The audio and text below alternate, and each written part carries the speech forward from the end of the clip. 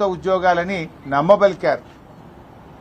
ఆనాడు నిరుద్యోగులందరినీ కూడా ఒకతాటి మీదకి తెచ్చి బస్సు యాత్రలు పెట్టించి గ్రామాల్లోకి పంపించి పట్టణాల్లోకి పంపించి కాంగ్రెస్ కోటేయండి 2 లక్షల ఉద్యోగాలు వస్తాయని చెప్పించారు.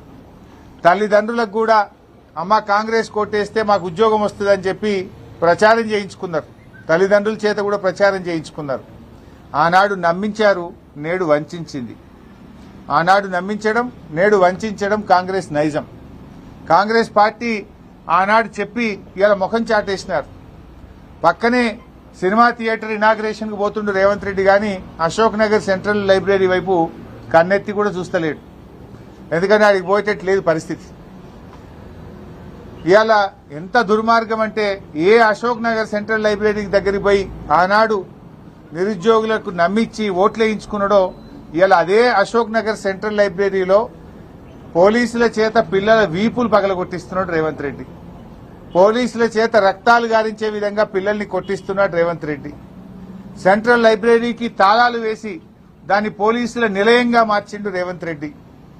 నేను అడుగుతా ఉన్నా, బల్మూరి వెంకట్లో, ప్రొఫెసర్ కోదండరామ్ గారు, రేవంత్ రెడ్డి గారు, బట్టి విక్రమార్కలో ఎందుకు మీ గొంతులు మూగబోయినాయి? ఆ రోజు పెద్ద పెద్ద మాటలు చెప్పింది కదా. ఆనాడు కేసీఆర్ గారు 2 లక్షల ఉద్యోగాలకు నోటిఫికేషన్ ఇచ్చారు. 1,60,000 ఉద్యోగాలు మేము నింపాం. బీఆర్ఎస్ హయాంలో 1,60,000 నింపినాం. ఆ మిగిలిన వాటికి నువ్వు కాయిదాలు పంచి నేనే పంచినా అని చెప్పుకుంటున్నావు.